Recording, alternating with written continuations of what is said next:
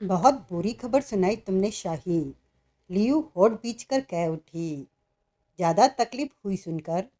शाही मोहम्मद ने तीखी निगाहों से लियू को देखा। ज्यादा तकलीफ इसलिए नहीं हुई कि इस खेल का अंत हमारे हाथों में है। लियू वहशी स्वर में कह उठी। देवराज चौहान जितना भी उछल ले, अंत में वो हमारे पिंजरे में आकर ही आराम करेगा। देवराज चौहान वास्तव में बहुत खतरनाक है, शाही मोहम्मद सुलगे स्वर में कह उठा। वो आसानी से विराट की जान ले सकता था, लेकिन उसे बाहर आने का मौका दे दिया। हमारे आदमी वहां फैले हुए थे, जर्रे जर्रे पर नजर रख रहे थे। देवराज चौहान ने कब पलटकर वहां मौजूद आदमियों पर वार किया, किसी को सतर्क होने का भी मौका नहीं मिला। उस वक्त देवराज चौहान ने छापामार हत्यारे जैसी हरकत की थी। लियू ने शाही की आंखों में झांका, चुपचाप आया और काम करके निकल गया। ऐसा करना जरूरी भी था। अगर कोई एक शोर कर देता तो वो वक्त से पहले नजरों में आ जाता। शाही मोहम्मद उठा और मुट्ठियां भींचते हुए टहलने लगा। देवराज चौहान को इस बात का डर नहीं लगा कि उसकी हरकत पर हम नाराज होकर उसके साथियों को मार सकते। बेकार की बातें मत करो, लियू ने तीखे स्वर में उसकी बात काटी। हम उसकी जान लेने जा रहे हैं, घेराबंदी किए हुए हैं कि वो बाहर निकले तो उसका अपहरण करें या उसे शूट करें। ऐसे में उससे पूरा हक है कि खुद को बचाने के खातिर सामने वाले को खत्म कर दे।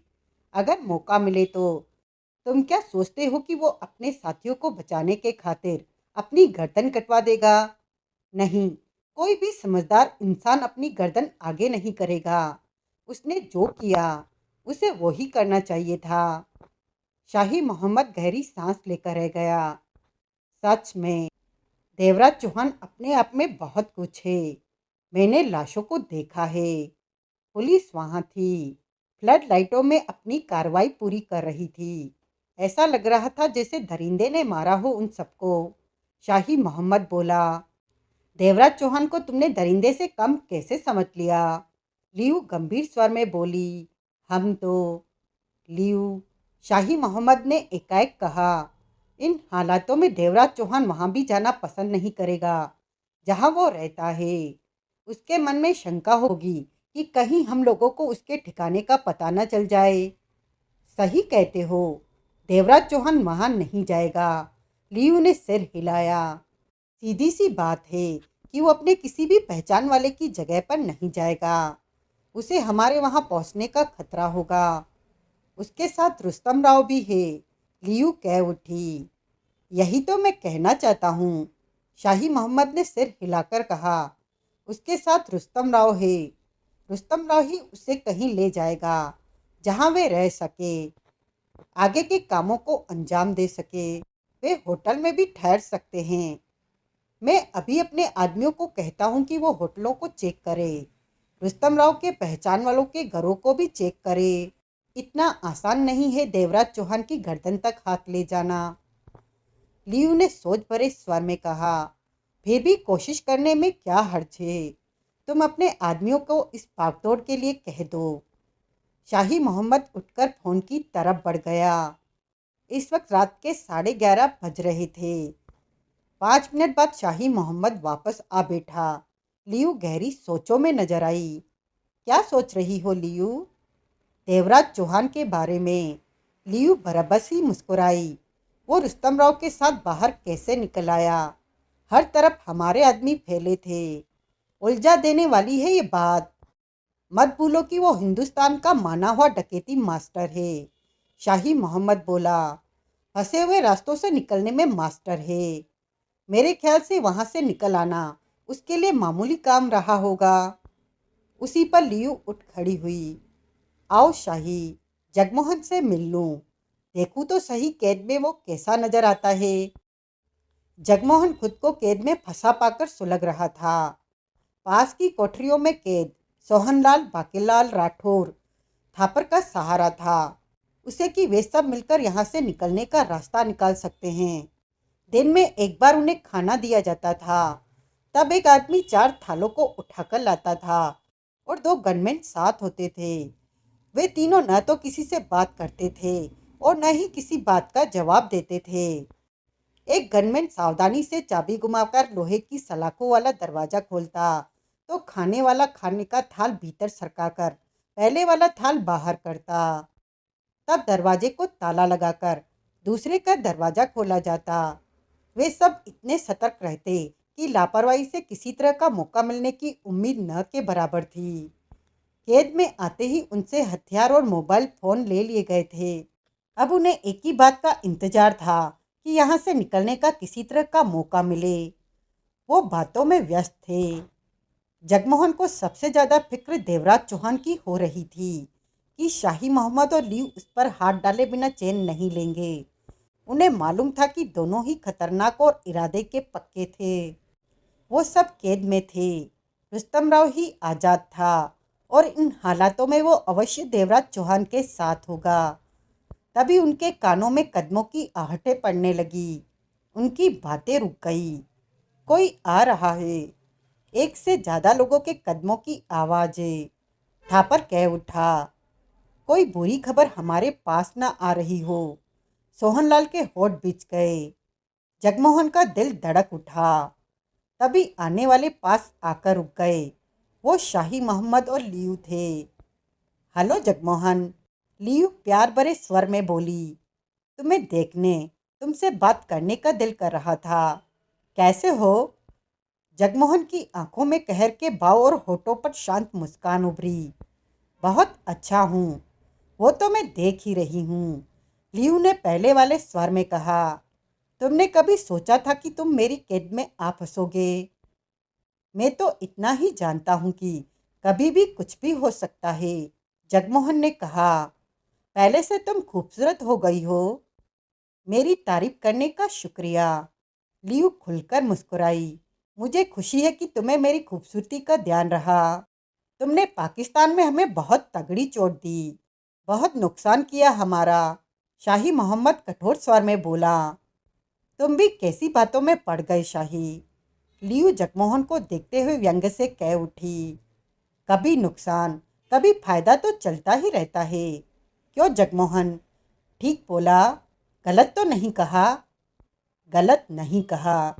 अब देखो, शाम को ही देवराज चौहान ने हमें तगड़ा झटका दिया।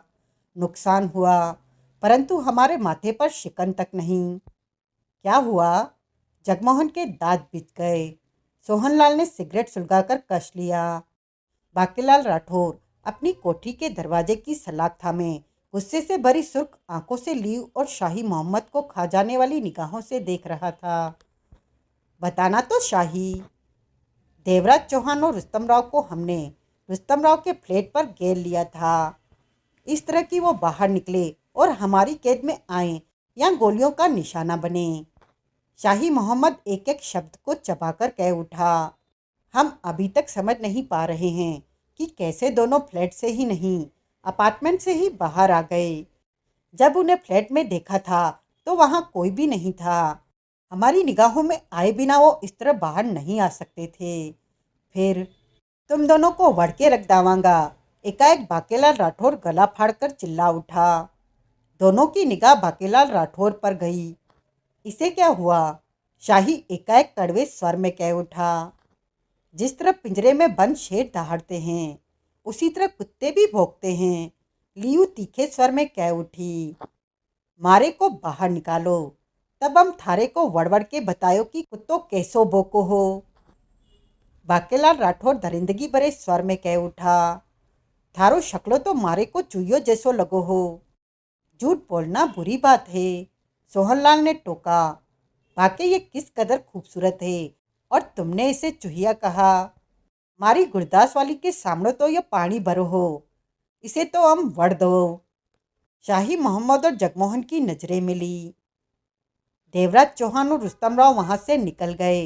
इसमें नुकसान वाली बात कहाँ से आ गई? जगमोहन बोला। वहां से निकलकर देवराज चौहान ने पलटकर चुपके से हमारे एक एक आदमी को चुनकर मारा। वो सब हिंदुस्तान में हमारे बेहतरीन एजेंट थे। शाही मोहम्मद का चेहरा सुलग उठा। जगमोहन के चेहरे पर मौत से भरी मुस्कान उभरी। जो हुआ उसमें तुम्हारा ही फायदा है, वो तुम्हारे बेहतरीन एजेंट नहीं थे। लापरवाह और बेवकूफ़ एजेंट थे। अगर वो अपने काम को सही से अंजाम दे रहे होते तो देवराज चौहान और रुस्तम राव उनकी नज़रों से बचकर बाहर नहीं निकल पाते। वापस हमला करना तो दूर की बात रही। बहरहाल अब तुम अच्छे एजेंट तैयार करना जो इस तरह न मारे जाए। ये हरकत करने से पहले देवराज चौहान को सोचना चाहिए था कि हम गुस्से में तुम लोगों को मार सकते हैं। लेकिन अब तो ये स्पष्ट हो गया है कि उसे तुम्हारी जान की परवाह नहीं है। उसे कोई चिंता नहीं है कि तुम सब हमारी कैद में हो। लियू कह उठी। थापर गंभीर स्वर में कह उठा, तुम्हारा मतलब है कि हमें बचाने के लिए देवराज चौहान अपनी जान दे दे, खुद को तुम लोगों के हवाले कर दे।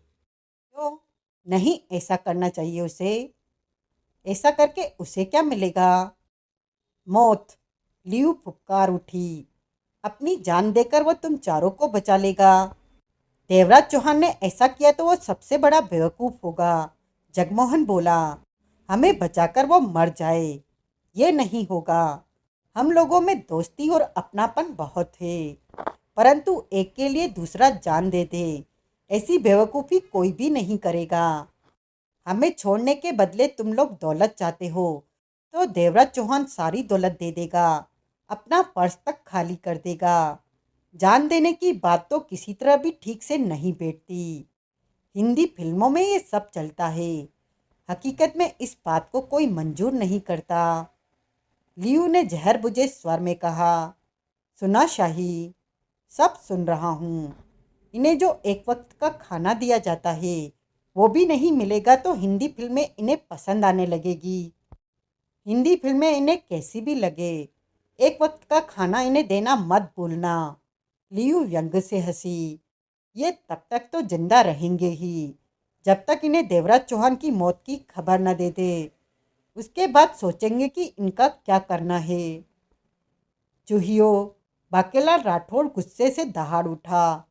अम थारे को वड़ के रख दयो। लियू। जगमोहन के होठों से गुर्राहट निकली। तुम जो कर रही हो उसका अंजाम तुम्हारे हक में बहुत बुरा होगा। अभी तो अपने हक की बात करो। शाही मोहम्मद बोला, हम कच्चा खेल नहीं खेल रहे। अपने देशों से देवराज चौहान के लिए यहाँ आए हैं तो बहुत सोच समझ कर ही आए होंगे। जगमोहन के चेहरे पर दरिंदगी उभरी। जो रात किया देवराज चौहान ने वो फिर भी हो सकता है, उसमें तुम दोनों भी रगड़े जा सकते हो। शाही मोहम्मद ने लियू से कहा, चलो, इन लोगों के पास कहने को कुछ नहीं है, ये ऐसे ही बातें करते रहेंगे। लियू ने बारी बारी सबको खतरनाक निगाहों से देखा। हो सकता है अगली बार जब मुलाकात हो तो तुम लोगों को देवराज चौहान की मौत की खबर दूं। चूहियो। बाकेलाल राठौर गुर्रा उठा। एको बार मारे को यहाँ से बाहर निकालो, हम थारो वो हाल करो कि। लियू हंसी। शाही मोहम्मद मुस्कुरा पड़ा। मैंने पहले ही कहा था कि इन लोगों के पास खोखली धमकियों के अलावा कुछ नहीं है। शाही मोहम्मद कह उठा, कैद में इसके अलावा कुछ कर भी तो नहीं सकते। लियू और शाही मोहम्मद चले गए। उन चारों के बीच मौत भरा सन्नाटा छा गया। था। हमारे साथ जो होना है वो होगा ही, थापर ने गंभीर स्वर में कहा। लेकिन देवराज चौहान मुझे ज़्यादा खतरे में लग रहा है। दोनों जासूस खतरनाक हैं। इनके पास ढेरों आदमी है। ये हर तरह का काम कर गुजर सकते हैं। लेकिन कैद में रहकर हम कुछ भी तो नहीं कर सकते। सोहनलाल कह उठा, हम कहो कुछो, बोलो। सोहनलाल ने उसकी कोठरी की तरफ देखा। वो नजर नहीं आ रहा था। यहाँ से निकलने का इंतजाम करो हो, इधर फंसो रहो तो कुछ न हो। बातों मानो से कुछ हो न होवे। पल भर के लिए चुप्पी सी छा गई थी। बाके ठीक कहता है कि हमें देवराज चौहान की न सोचकर अपनी तरफ सोचना चाहिए। सोहनलाल गंभीर स्वर में कह उठा, बाहर देवराज चौहान जो कर सकता है वो कर रहा है। इधर हमें यहाँ निकलने के बारे में सोचना चाहिए। हम यहाँ से निकल गए तो शाही और लियू से निपट सकते हैं, देवराज चौहान का साथ दे सकते हैं। ये बात ठीक है कि हमें इस वक्त अपने बारे में सोचना चाहिए, थापर बोला। देवराज चौहान के बारे में सोचकर हम उसकी सहायता नहीं कर सकते। यहाँ से निकल चले तो उसके लिए शायद कुछ कर सकें। अपड़ो जानो ही मझदार में अटको होवे, दूसरों के वास्ते क्या कर पायो। जगमोहन ने होठ बीच रखे थे। तुम कुछ नहीं कह रहे। थापर ने जगमोहन को देखा। सोच रहा हूँ कि तुम लोग जो बातें कर रहे हो 100% ठीक कह रहे हो। जगमोहन एक एक शब्द चबाकर कह उठा। देवराज चौहान अपना काम कर रहा है। वो जानता है ऐसे लोगों से कैसे निपटना है। इधर हमें अपना काम करना चाहिए। हमारे पास इस वक्त एक ही काम है, इस कैद से बाहर निकलना। वही तो बोलो हो। यहाँ से बाहर निकलना आसान नहीं है, सोहनलाल ने उखड़े स्वर में कहा। शाही और लियू की कैद है ये। हम लोगों को सोच समझकर ही इस कैद में डाला होगा। ये सोचकर हमें कैद में डाला होगा कि अगर हम यहाँ से निकलने की चेष्टा करते हैं तो उस स्थिति में हमारे सामने क्या परेशानी आ सकती है। सब तरह के इंतजाम कर रखे होंगे। हम सबो इंतजामों को वड़ दयो। थारी बात सोच के हम इधर न बैठे रहो। जैसे भी हालात आएंगे निपटेंगे। जगमोहन के होठों से गुर्राहट निकली। किसी के पास कोई हथियार है? थापर ने पूछा। दो पलों के लिए वहां चुप्पी उभरी। मतलब कि नहीं है, थापर बोला। तलाशी में वे सब निकाल चुके हैं। शाही और लियू ने ऐसा कोई इंतजाम कर रखा हो कि हमारी बातें वे सुन सकें। जगमोहन एकाएक बोला। तो मारू का ले ले वो, सुन लो मारी बातों। जो भी कैद में होवे वो कैदी से बाहर निकलने का प्रोग्राम तो बनायो ही। हम भी बना रहे हो। नयो कामों तो करो ना। सोहनलाल ने गोली वाली सिगरेट का कश लेकर टुकड़ा गैलरी में उछाल दिया। लेकिन यहाँ से निकला कैसे जाए? सोहनलाल ने कहा। सोचने पर कोई न कोई रास्ता तो निकलेगा ही।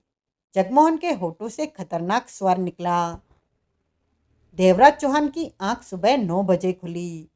रुस्तम राव बगल में सोया पड़ा था। रात दोनों सोहनलाल के कमरे में आ गए थे। देवराज चौहान का कहना था कि वे सोहनलाल का अपहरण कर चुके हैं। ऐसे में उनका ध्यान इस तरफ नहीं जाएगा। रात 3 बजे उनकी आंख लगी थी। देवराज चौहान ने रुस्तम राव को थपथपाया तो वो फौरन उठ बैठा। क्या हो गया बाप? 9 बज रहे हैं। बहुत टाइम होइला। अपन बेटी तैयार करेला अभी। कहने के साथ ही वो बेड से उठा। सोहनलाल ने नया फर्नीचर कमरे में रखकर ये जगह टॉप की बनाईला बाप। जवाब में देवराज चौहान मुस्कुराकर रह गया। रुस्तम राव हाथ मुंह धोकर किचन में चला गया और देवराज चौहान बाथरूम में चला गया। कुछ ही देर में वे दोनों चाय के घूंट भर रहे थे। दोनों के चेहरे गंभीर सोचों में डूबे हुए थे।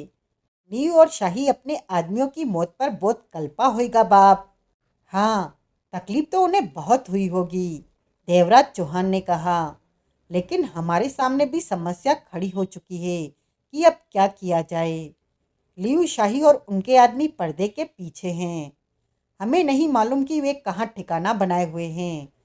हम बाहर निकलते हैं तो उनके पहले आदमी हमें पहचान सकते हैं, जबकि हम उन्हें नहीं पहचान सकते। ये प्रॉब्लम तो खड़ी होइला बाप। हमें लियू या शाही के ठिकानों तक पहुंचने का रास्ता चाहिए। देवराज चौहान ने चाय का घूंट भरा। दिक्कत होइला बाप। अपन लोग नहीं जानता कि वो किधर होइला। चाय समाप्त करके देवराज चौहान ने सिगरेट सुलगाई। रुस्तम बाप, रात जितने आदमी भी मरे मेरे हाथों से, उनकी पहचान पुलिस ने अवश्य कर ली होगी, क्योंकि ये सब शाही और लियू के हिंदुस्तान स्थित एजेंट थे। ऐसे में वो शरीफ नागरिक होंगे। देवराज चौहान एक एक शब्द चबाकर सोच भरे स्वर में रुस्तम राव को देखता हुआ कह उठा। तो मरने वालों के पतों को हासिल करो, फिर उनके बारे में जानकारी प्राप्त करो कि वो क्या काम करते हैं, किससे मिलते हैं। इस तरह हमें उनके दूसरे किसी एजेंट साथी का पता मिल सकता है। परफेक्ट कहेला बाप। अपन अभी इंतजाम करेला। अपने आदमी इस काम पर लगाईला। अपन भी फील्ड में रहेगा। कहने के साथ ही रुस्तम राव उठा और फोन के पास पहुंचकर रिसीवर उठाया और नंबर मिलाने लगा। 5 मिनट वो अपने आदमियों को सब कुछ समझाता रहा, फिर वापस आ बैठा। बाप, अपन इधर से नहा धोकर निकलेगा, उधर अपने आदमी सब काम करेला, शाम तक पूरा रिपोर्ट अपने हाथ में होइला। देवराज चौहान ने सिगरेट एस्ट्रे में डाली और उठ खड़ा हुआ। मैं रवि बाबा से मुलाकात करूंगा। रवि बाबा से? हाँ, मेरे पास इस वक्त करने को कुछ नहीं है। ये मामला रवि बाबा के यहाँ से ही शुरू हुआ था। जब तक लीव और शाही की तरफ बढ़ने का रास्ता नहीं मिलता, मैं डकैती की योजना तैयार करूंगा। देवराज चौहान का स्वर सपाट था। रुस्तम राव कई पलों तक देवराज चौहान को देखता रहा। बाप, रुस्तम राव ने गंभीर स्वर में कहा, तुम जब भी डकैती करेला, साथ में जगमोहन होइला, सोहनलाल साथ में होइला। इस बार तुम अकेला डकैती करेला। मैं डकैती की योजना तैयार करने को कह रहा हूँ, डकैती करने को नहीं। देवराज चौहान ने पहले वाले स्वर में कहा। जगमोहन के साथ होने पर योजना को डकैती के रूप में अंजाम दूंगा। तुम्हारा मतलब होइला कि जगमोहन वापस आइला या तुम खुद को लीव शाही से बचाइला? रुस्तम, देवराज चौहान के चेहरे पर गंभीर मुस्कान उभरी। मैं फंसा पड़ा हूँ या जगमोहन फंस गया है। इससे कामों में रुकावट नहीं आनी चाहिए। मौत का खेल अभी चल रहा है, बाद में जाने क्या हो, आने वाला वक्त ही बताएगा। तब तक मैं हाथ पर हाथ रखकर नहीं बैठ सकता। मेरे कर्म कभी रुकेंगे नहीं। सही बोला, सिर हिलाया रुस्तम राव ने। जब तुम लीव या शाही के बारे में खबर दोगे तो मैं उधर के काम में लग जाऊंगा। जब तक कोई काम या मेरे आगे बढ़ने का रास्ता नहीं, तब तक मैं रवि बाबा से डकैती पर बातचीत करूंगा। देवराज चौहान ने कहा। बाप, जो कल तुम्हारे हाथों से मरेला, उनके बारे में शाम तक पक्का पूरी रिपोर्ट तैयार होइला। कहने के साथ ही रुस्तम राव नहाने धोने के लिए बाथरूम की तरफ बढ़ गया। देवराज चौहान ने रवि बाबा को फोन किया। वो अपने बंगले पर ही मिला। नौकर से बात होने के बाद उससे बात हुई। रवि बाबा, देवराज चौहान का स्वर शांत था। हाँ, तुम कौन हो? देवराज चौहान। दो पलों के लिए रवि बाबा की आवाज़ नहीं आई। चुप क्यों हो गए? तुम सच में देवराज चौहान हो? रवि बाबा की बारी आवाज़ कानों में पड़ी। हाँ, मुझे विश्वास दिला सकते हो कि तुम देवराज चौहान ही हो? शक क्यों कर रहे हो? मेरे ऑफिस के बाहर से कल शाम तुम्हारा अपहरण हो गया था। वो मैं नहीं था, मेरे जैसा कोई और था। तुम मुझे विश्वास दिलाओ कि तुम देवराज चौहान ही हो। देवराज चौहान ने उसे वो सब बातें बताई जो उसकी जगमोहन के साथ हुई थी। हाँ ठीक है, तुमने सब बातें ठीक कही, रवि बाबा ने व्याकुल स्वर में कहा। लेकिन ये सब क्या हो रहा है? जगमोहन जब से मुझे मिला है, तब से ही कुछ न कुछ हो रहा है। कुछ लोगों ने मेरी भी ठुकाई कर दी। तुम मिलने आए तो दबे स्वर में सुना गया कि कुछ लोगों ने बाहर से किसी का अपहरण कर लिया। छोड़ो इन बातों को, देवराज चौहान ने टोका। मैं तुमसे मिलना चाहता हूँ। मिलोगे? उसके बाद फिर कोई मुसीबत? अब ऐसा कुछ नहीं है। देवराज चौहान के होठों पर छोटी सी मुस्कान उभरी। कहाँ पर मिलोगे? मेरे बंगले पर आ जाओ। मेरे ख्याल से वहीं मिलना ठीक रहेगा जहाँ जगमोहन तुमसे मिला था, देवराज चौहान ने टोका। जैसा तुम ठीक समझो, रवि बाबा ने गंभीर स्वर में कहा। कब पहुँच रहे हो? 1.5 घंटे तक ऑफिस में पहुँच जाऊंगा। मैं 1.5-2 घंटे में वहीं आकर तुमसे मिलूंगा। कहने के साथ ही देवराज चौहान ने रिसीवर रख दिया। रवि बाबा ने अजीब सी बेचैनी भरे भाव से कुर्सी पर पहलू बदला। सामने बैठे देवराज चौहान ने सिगरेट सुलगाई। रवि बाबा को विश्वास नहीं आ रहा था कि उसके सामने हिंदुस्तान अंडरवर्ल्ड की सबसे खतरनाक शख्सियत देवराज चौहान मौजूद है, जिसके नाम पर ही पुलिस वाले हड़बड़ा जाते हैं। तुमने कैसे यकीन कर लिया कि मैं तुम्हारे सामने में ही बैठा हूँ? देवराज चौहान ने कहा। एक बार तस्वीर देखी थी अखबार में, तस्वीर वाला चेहरा अभी भी याद है, रवि बाबा ने धीमे स्वर में कहा। जब तुम यहाँ पहुँचे तभी पहचान लिया था कि तुम देवराज चौहान हो। अच्छी बात है, अब वो बातें करो जो तुमने जगमोहन से की थी। रवि बाबा कुछ पलों तक खामोश रहा, फिर कह उठा, मैं मुंबई का माना हुआ ज्वेलर्स हूँ, लेकिन इस वक्त मैं 50 करोड़ के ऐसे कर्जे में फंस चुका हूँ कि जिसे चुका पाना मेरे बस के बाहर होता जा रहा है। कच्चा माल देने वालों को पता चलता जा रहा है कि मैं कर्जदार हुआ पड़ा हूँ। ऐसी स्थिति में मुझे माल मिलना बंद होता जा रहा है। अगर मैंने 50 करोड़ की रकम फौरन चुकता न की तो 2 महीनों के बाद लेनदार मेरा बंगला, शोरूम और उसमें पड़े माल को नीलाम कर सकते हैं। देवराज चौहान उसे देखता रहा, कहा कुछ नहीं। मैं इस मुसीबत में न फंसा होता तो कभी भी डकैती जैसा ख्याल मन में नहीं लाता। कहते रहो, देवराज चौहान ने शांत स्वर में कहा। सिर्फ डकैती के बारे में बात करो। दिल्ली के 7 स्टार होटल में कुछ दिनों बाद फैशन शो होने वाला है।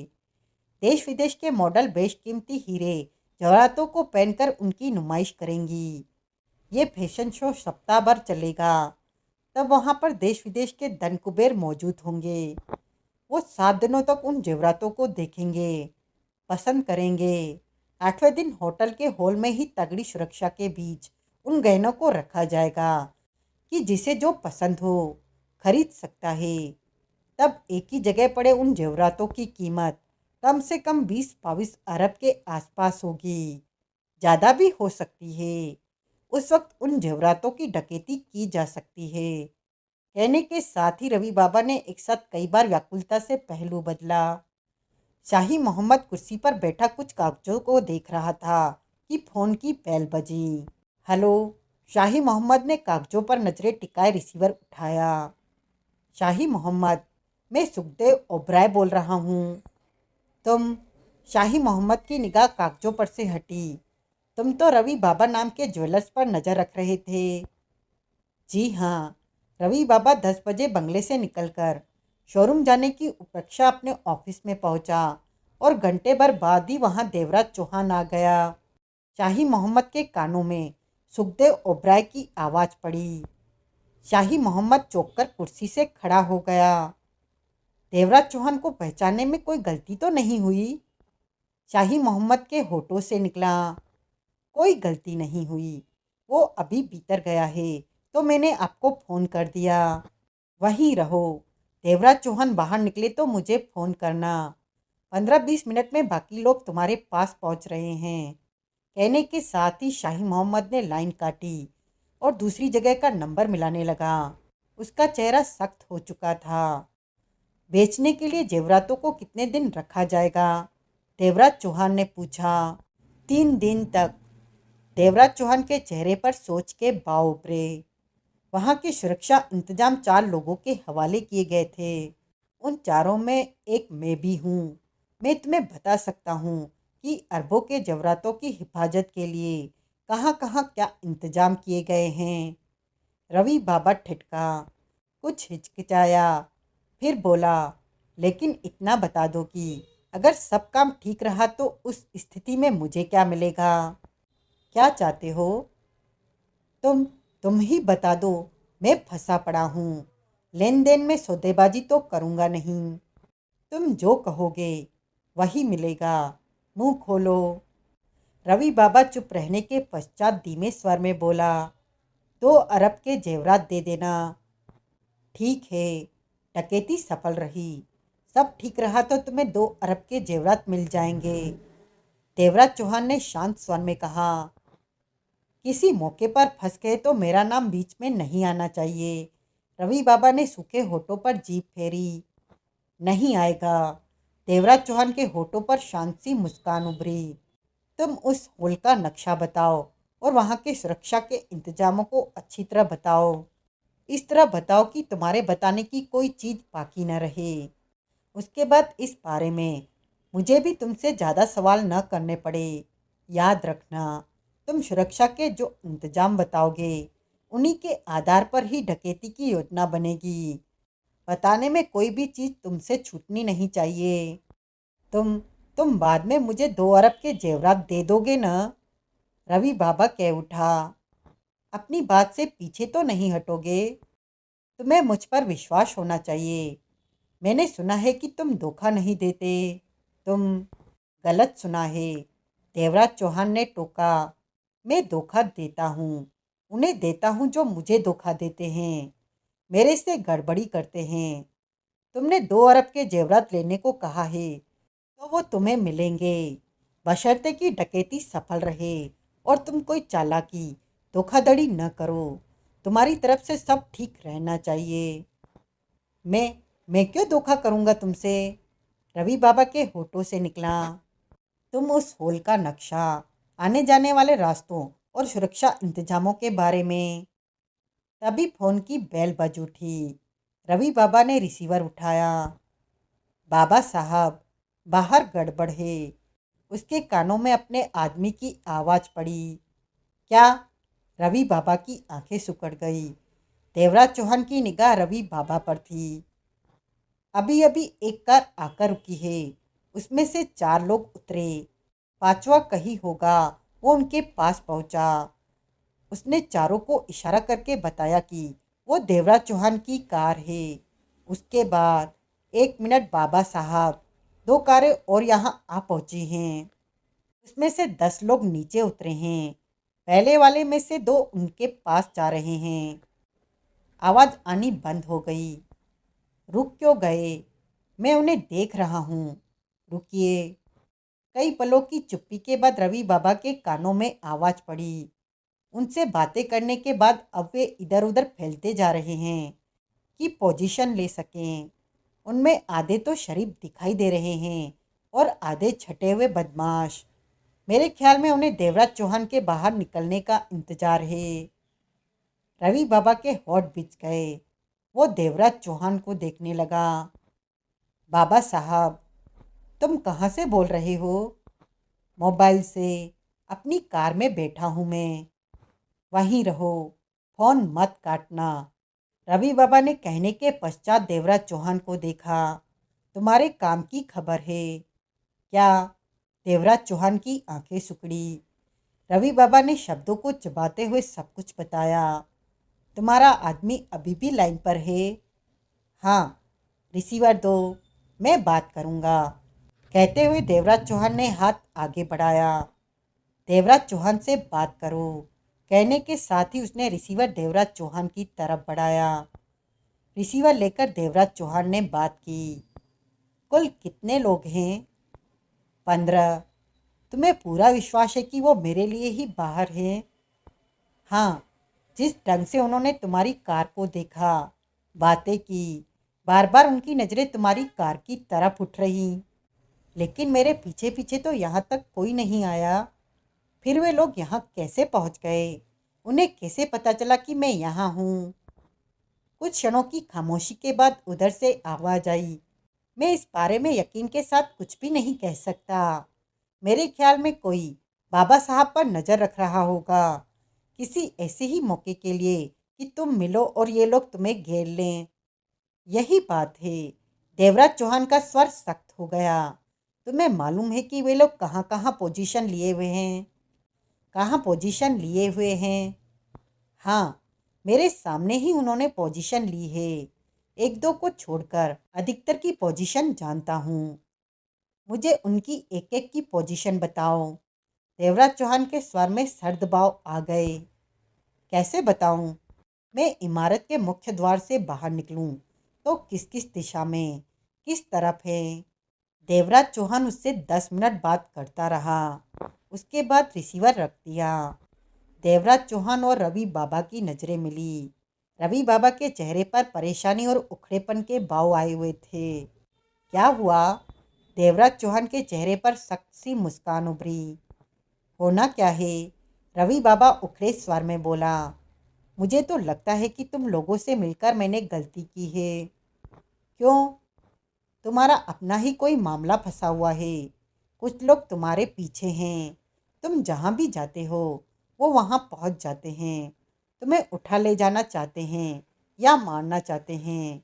जब तक तुम्हारा ये मामला खड़ा रहेगा तुम डकैती कैसे कर सकते हो?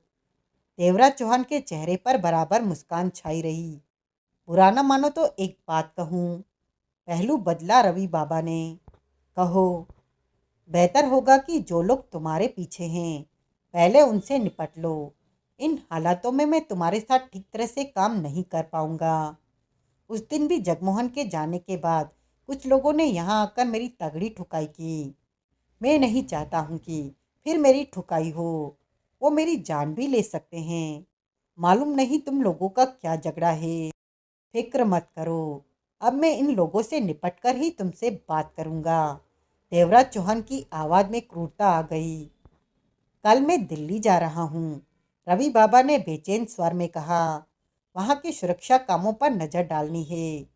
मेरे साथ ज्वेलर एसोसिएशन के 2 लोग और भी जा रहे हैं। 4 दिन बाद मेरी वापसी होगी। देवराज चौहान उसे देखता रहा। मैंने तो अपनी तरफ से कोशिश की थी कि किसी तरह मुझे पैसा मिल जाए और उधार चुकता कर अपनी साख को बचाए रख सकूं। अगर तुम्हें इन झंझटों से जल्दी फुर्सत न मिली तो ये डकैती नहीं हो सकेगी। सबसे ज़्यादा नुकसान मुझे ही होगा। मैं तबाह हो जाऊंगा।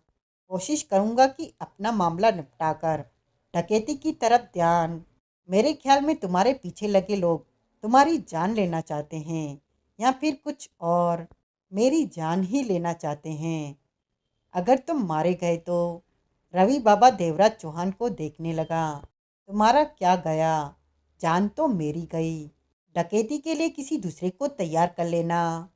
लेकिन तुम्हारे बारे में सुना है कि तुम इन कामों में सबसे बढ़िया मास्टर हो। और ऐसा है तो फिर मेरे बचने की दुआ करो। रवि बाबा बेबस सा उसे देखता रहा। बोला कुछ नहीं। एक काम में मैं व्यस्त हूँ तो मैं दूसरा काम नहीं करता। अचानक ही कुछ लोग मेरे पीछे पड़ गए। पुराना मामला है। जब तुमसे बात करके जगमोहन निकला तो उस वक्त तक ऐसा कुछ नहीं था। कहने के साथ ही देवराज चौहान उठा और पैंट में फंसी रिवॉल्वर निकालकर चेक की।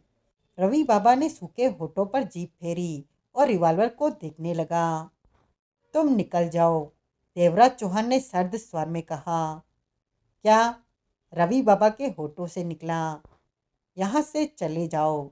अब तुम इस झगड़े से दूर हो जाओ। मैं कैसे बाहर जा सकता हूँ? जो लोग तुम्हारे पीछे हैं वो मुझे भी पकड़ सकते हैं।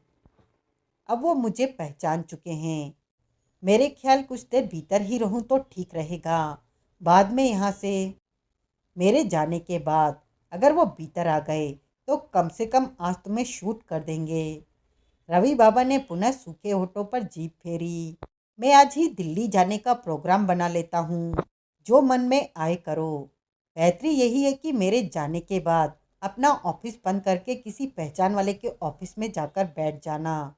कहने के साथ ही देवराज चौहान ने वो रिवॉल्वर वापस कपड़ों में डालकर दूसरी रिवॉल्वर निकालकर उसे चेक किया और जेब में डालने के पश्चात दरवाजे की तरफ बढ़ गया।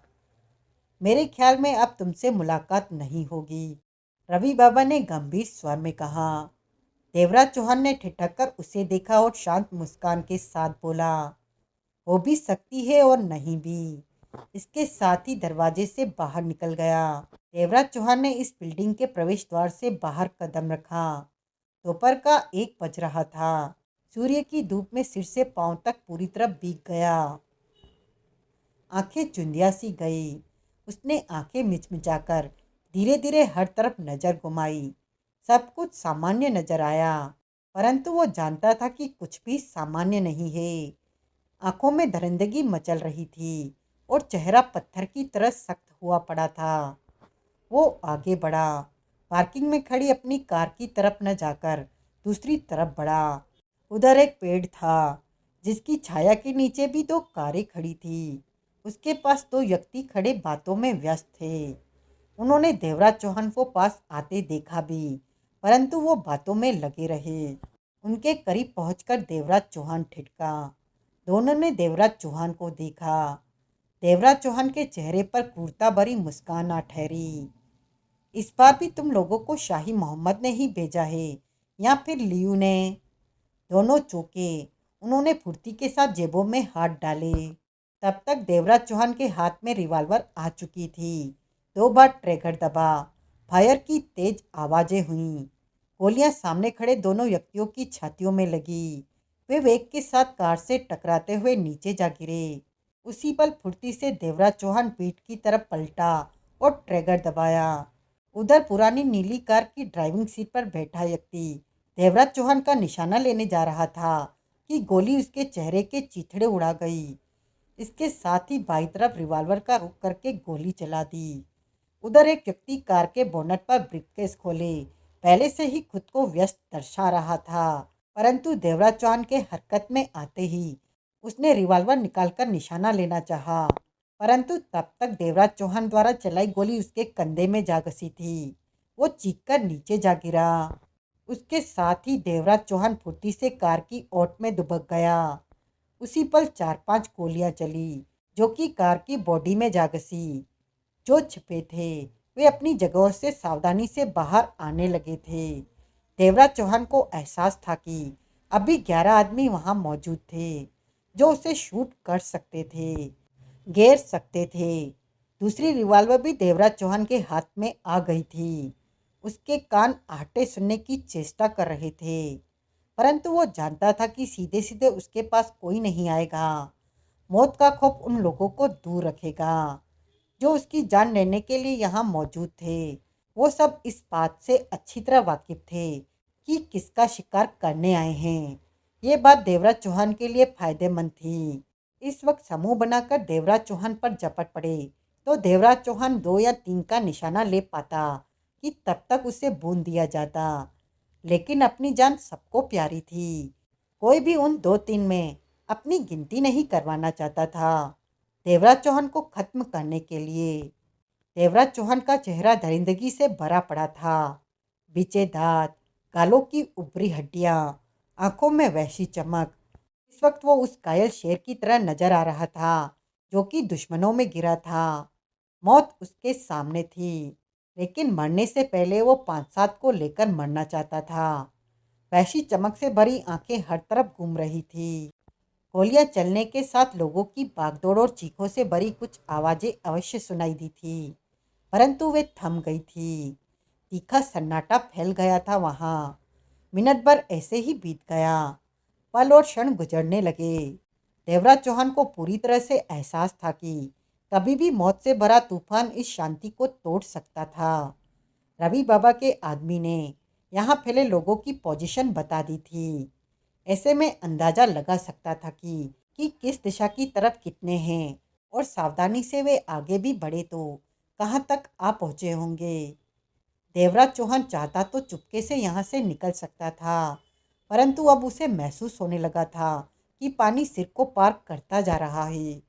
अगर दुश्मन को उसकी हरकतों का जवाब न दिया गया तो उसके हौसले बढ़ते जाएंगे।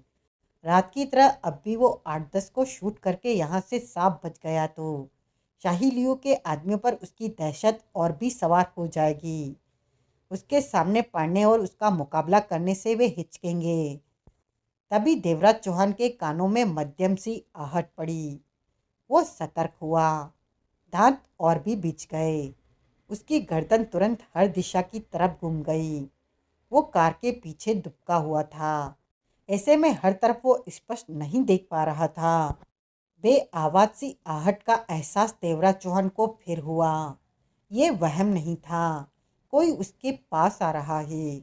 एकाएक देवराज चौहान झुका और सिर जमीन पर लगाकर कार के नीचे देखा। उसके साथ ही उसकी आंखों में मौजूद वहशी चमक में बढ़ोतरी हो गई। 2 जोड़ी पांव और कुछ तक पिंडलियां नजर आई। वे पांव दबे पांव उसकी तरफ बढ़ रहे थे। जिस कार के पीछे वो था उससे सिर्फ 10 फीट ही दूर थे। वे 2 पांव जोड़ी। उसी पल देवराज चौहान पेट के बल नीचे लेटा, दोनों हाथों को आगे किया, कार के नीचे से ही निशाना लिया। उसकी पिंडलियों का एक साथ दोनों रिवॉल्वर से तेज आवाज से 2 गोलियां निकली। ठीक एक एक पिंडली पर गोली लगी। इस तरफ बढ़ रहे दोनों व्यक्तियों की चीखें गूंजी। उसी पल वे नीचे गिरे। रिवॉल्वर उनके हाथ से छूट गई थी। पिंडलियों को थामे वे तड़पने लगे। उसी पल देवराज चौहान ने एक साथ 2 गोलियां और चलाई। एक की छाती में लगी और दूसरे के सिर में। देवराज चौहान ने कार के नीचे से दोनों बाहें उठाई और फुर्ती से खड़ा हुआ। तेजी से उसकी नजरें घूमी।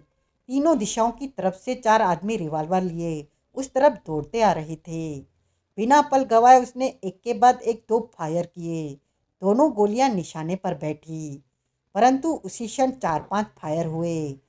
देवराज चौहान फुर्ती से नीचे बैठा, लेकिन एक गोली ने ज्यादा फुर्ती दिखाई और उसके दाएं कंधे में आ घसी। होठों से हल्की सी चीख निकली। दाएं हाथ में दबी रिवॉल्वर छूटकर दूर जा गिरी। हाथ से उसने कंधा दबा दिया। बहुत ज्यादा पीड़ा हो रही थी। चेहरा सुर्ख सा होकर ददक उठा था। तभी उसके कानों में कदमों की आहट पड़ी। देवराज चौहान का चेहरा मौत से भर उठा। वो जानता था कि इस वक्त एक पल की लापरवाही उसकी जिंदगी खत्म कर सकती है, उसे मिटा सकती है। कदमों की आहट पुनः गूंजी, जो दूसरी कार के पीछे से आई थी। कोई मौके का फायदा उठाकर वहां तक आ पहुंचा था। उसी क्षण देवराज चौहान ने खुद को संभाला। बाएं हाथ में रिवॉल्वर सख्ती से थामी और कंधे का दर्द भूलकर कार की ओट में रहते हुए ही आगे सरका। अब इस बात की परवाह नहीं कर रहा था कि उसके हिलने से कितनी आहट होती है। सरकते सरकते वो कार के आगे वाले टायर तक पहुंच गया। दूसरी कार बगल में ही थी, परंतु वो इस ढंग से खड़ी थी कि जहां वो था वहां से उस कार के नीचे से दूसरी तरफ नहीं देख सकता था। और ज़्यादा देर इसी कार के पीछे छिपना भी ठीक नहीं था। उसे घेरने वाले अपना घेरा तंग कर सकते थे। देवराज चौहान ने गिनती की। 7 को वो शूट कर चुका था और एक का कंधा घायल था। तुम क्या सोचते हो कार के पीछे छिपकर मेरा निशाना ले लोगे? देवराज चौहान दरिंदगी भरे स्वर में कहा। पास में खड़ी कार के पीछे से गहरी सांस लेने की आवाज आई। भाग जाओ, आधे मिनट का वक्त देता हूँ, वरना दूसरों की तरह तुम्हें भी शूट कर दूंगा। मैं भागा तो तुम मुझे गोली मार दोगे। कार के उस तरफ से आवाज उभरी। जान इतनी प्यारी है तो मेरे करीब क्यों आए? देवराज चौहान गुर्राया। उधर से आवाज नहीं आई। आधे मिनट में तुम भागकर यहाँ से दूर हो सकते हो। आधे मिनट तक तुम पर गोली नहीं चलाऊंगा। उठो और भागो। कार के उधर से हलचल की आवाजें उभरी, फिर दौड़ने की आवाजें। देवराज चौहान उछलकर खड़ा हुआ और भाग रहे व्यक्ति की पीठ पर एक के बाद एक दो गोलियां मारी। उसके साथ ही वो दूसरी दिशा की तरफ भागा। 2 फायर हुए, परंतु कोई भी गोली न लगी। लोग इधर उधर दुबके ये सब होता देख रहे थे। तभी देवराज चौहान ठिठका। एक आदमी डरा सा सहमा सा कार की स्टीयरिंग सीट पर बैठा था। रिवॉल्वर थामे देवराज चौहान को अपने पास खड़ा होते देखकर वो कांप उठा। बाहर निकलो, देवराज चौहान गुर्राया। वो जल्दी से दरवाजा खोलकर बाहर निकला। तभी गोली चली। देवराज चौहान उस व्यक्ति को धक्का देते हुए खुद भी नीचे बैठ गया। उठना मत, वरना गोली लग जाएगी। देवराज चौहान गुर्राया और फुर्ती से खुले दरवाजे से भीतर ड्राइविंग सीट पर बैठा। रिवॉल्वर हाथ में दबी थी। कार स्टार्ट करते ही तेजी से कार आगे बढ़ा दी। पीछे से गोलियां चली, कोई भी कार को नहीं लगी। तभी सामने एक व्यक्ति आ पहुंचा, दोनों हाथों में रिवॉल्वर दबाए। ड्राइविंग सीट पर बैठे देवराज चौहान का निशाना लेकर गोली चला दी। फायर की तेज आवाज हुई। देवराज चौहान फुर्ती से नीचे झुक गया। गोली विंडशीट को तोड़ती हुई सीट की पुष्ट में जा घसी। स्पीड पेडल से उसने पैर नहीं हटाया था। आगे जाती कार उस व्यक्ति से टकराई। वो उछलकर नीचे गिरा। संभलने का उसे मौका ही नहीं मिला था। कार के 2 पहिए उसके शरीर पर से निकलते चले गए। कार हल्की सी उछली और सड़क पर पहुंचकर तेज रफ्तार में दौड़ने लगी। देवराज चौहान ने इस बात का पूरा ध्यान रखा था कि कोई उसका पीछा न कर सके। 10 मिनट बाद उसने कार को एक गली में छोड़ा और पैदल ही आगे बढ़ने लगा। कंधा घायल था, गोली फंसी हुई थी। इस तरह खुले में घूमना ठीक नहीं था। सड़क पर जाते ऑटो को उसने रुकवाया। भीतर बैठा। ऑटो ड्राइवर ने शक भरी निगाहों से उसके कंधे को देखा तो देवराज चौहान ने 500 का नोट उसे थमा दिया। नोट जेब में डालते हुए उसने ऑटो आगे बढ़ा दिया। साहब जी, डॉक्टर के पास ले चलूं? ऑटो वाला बोला। पहचान वाला है, मेरे साथ पढ़ता था, वो डॉक्टर बन गया। मैं ऑटो ड्राइवर, वो पढ़ाई बहुत करता था, मेरा पढ़ने में मन नहीं लगता था। दवा दारू के पैसे ज़्यादा लेगा, लेकिन काम बढ़िया करेगा, किसी को बताएगा भी नहीं। ठीक है, वहीं चलो। देवराज चौहान ने हिसाब लगाया। उसे घेरने वालों में से 9 मरे थे और एक घायल हुआ था। बहुत हो गया, अब और बर्दाश्त नहीं होता शाही। लियू दांत बीचते हुए गुर्रा उठी। 24 घंटों के भीतर देवराज चौहान ने हमारे बेहतरीन 15 आदमियों को शूट करके खुद साफ बच निकला। मुझे नहीं लगता है कि देवराज चौहान इस तरह काबू में आएगा। कितने शर्म की बात है कि हमारे आदमी उसके पास पहुंचकर हार जाते हैं। हम कोशिश कर रहे हैं, सिर्फ कोशिश करने से काम नहीं चलेगा। लियू ने खा जाने वाली निगाहों से शाही मोहम्मद को देखा। तो इस काम के लिए हमें पूरी तरह अपने आदमियों पर भरोसा न करके खुद मैदान में उतरना होगा। होठ बीचे शाही मोहम्मद लियू को देखने लगा। अगर हम मैदान में ना उतरे तो देवराज चौहान इस तरह जाने कितने आदमियों की जान ले लेगा। लियू, शाही मोहम्मद सख्त स्वर में कह उठा। अब वक्त है देवराज चौहान के कैद साथियों को इस्तेमाल करने का। लियू की आंखें सिकुड़ी। क्या मतलब? देवराज चौहान को बता देना चाहिए कि अगर उसने अब हमारे आदमियों का मुकाबला करने की कोशिश की या शूट किया तो उसके साथियों को मार दिया जाएगा। वो खुद को हमारे हवाले कर दे। ये मैसेज कैसे पहुंचाओगे देवराज चौहान तक? लियू ने शब्दों को चबाकर पूछा। शाही मोहम्मद के दांत बिछ गए। अगर हमारे पास देवराज चौहान का पता ठिकाना होता तो ये मिशन कब का खत्म हो गया होता। हैरानी है कि हम उसका ठिकाना भी नहीं ढूंढ पा रहे हैं। पहले तो शायद ढूंढ लेते, लेकिन अब नहीं। अब क्यों नहीं? अब देवराज चौहान सतर्क हो चुका है। उसने सुरक्षित ठिकाना ढूंढ लिया होगा। सीधे सीधे उस तक पहुंच पाना असंभव बात है। यही रास्ता बचा है कि हम खुद मैदान में उतरें, अपने आदमियों के साथ उसे घेरें। जिस तरह देवराज चौहान ने हमारे आदमियों को मारा है, उससे हमारे आदमियों का हौसला भी कम हुआ होगा। देवराज चौहान का डर उनके दिल दिमाग पर बढ़ गया होगा। ऐसे में अब अपने आदमियों के साथ हमारा रहना जरूरी। जैसे भी हो, देवराज चौहान को खत्म करना है हमने। जब भी देवराज चौहान को घेरा जाएगा, हम साथ रहेंगे लियू। सख्त स्वर में कह उठा शाही। फिर देखेंगे कि कैसे बचता है। भून कर रख दूंगी देवराज चौहान को। देवराज चौहान के साथ नीली आंखों वाला लड़का रुस्तम राव भी है। फायरिंग के वक्त उसके साथ नहीं था, लेकिन देवराज चौहान को उसका साथ मिल रहा है। अगर वो भी हमारे हाथ आ गया होता तो देवराज चौहान इस वक्त खुद को पूरी तरह अकेला महसूस करता। लियू ने गंभीर स्वर में कहा। मेरे ख्याल में अकेला होने पर भी देवराज चौहान की हिम्मत कम नहीं होगी। शाही और लियू की नजरें मिली। दोनों की आंखों में मौत के बाव नाच रहे थे। अपने आदमियों को फैला दो कि देवराज चौहान जहां भी मिले खबर करे। मैं भी अपने एजेंटों को हर तरफ भेज देती हूँ। अपने मिशन को हमने हर हाल में कामयाब बनाना है। रुस्तम राव, सोहनलाल के कमरे में रात को लौटा। 9 बज रहे थे। देवराज चौहान बेड पर अधलेटा सा अखबार पढ़ रहा था।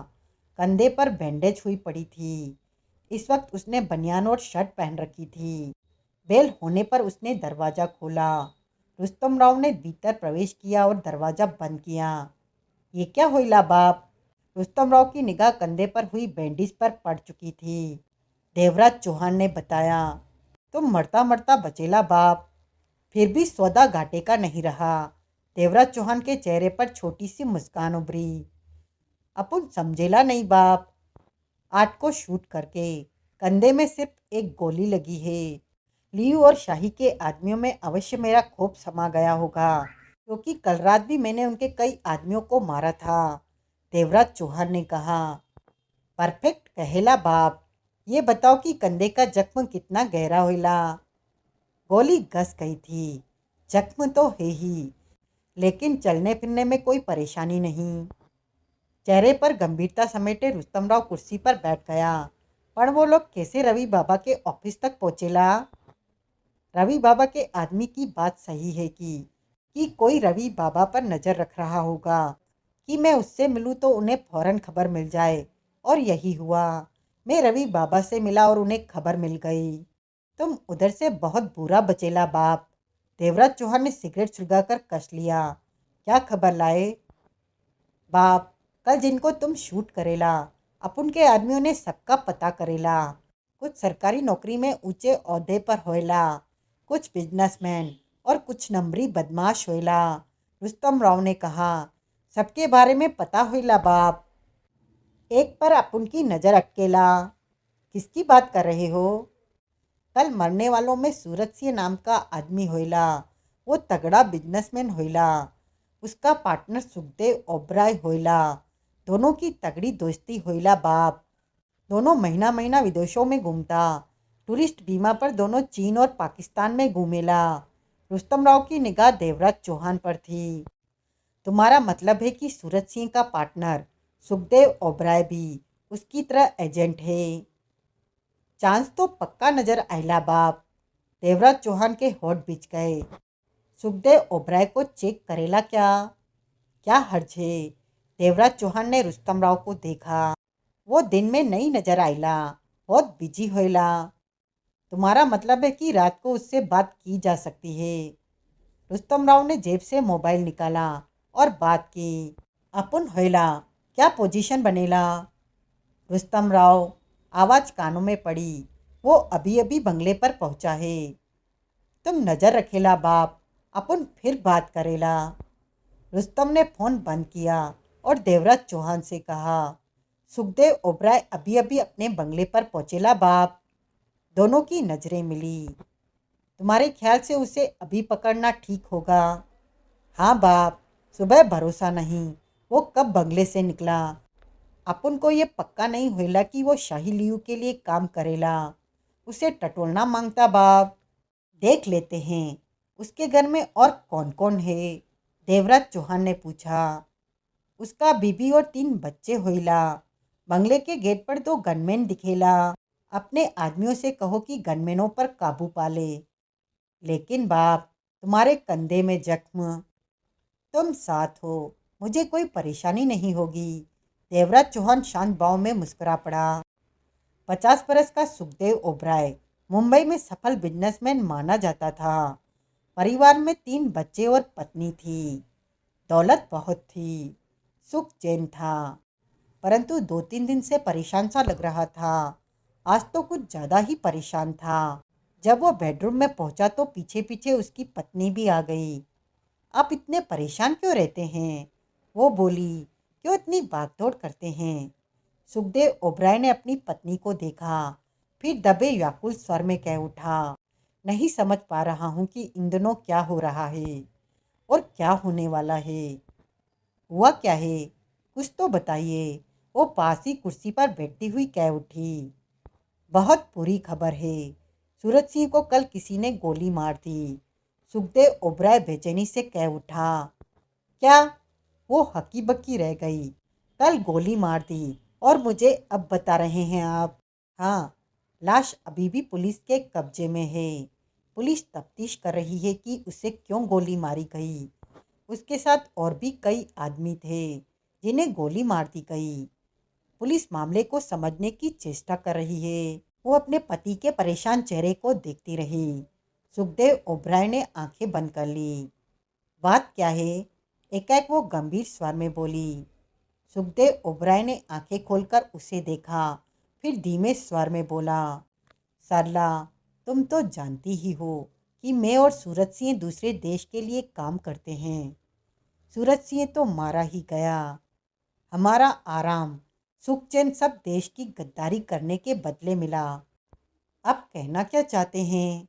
जो हमें ढेर सारी दौलत देते रहे हैं, जिन्हें देश की खास महत्वपूर्ण खबरें या फिर उनके कहे काम करते रहे हैं, वो हिंदुस्तान में हैं।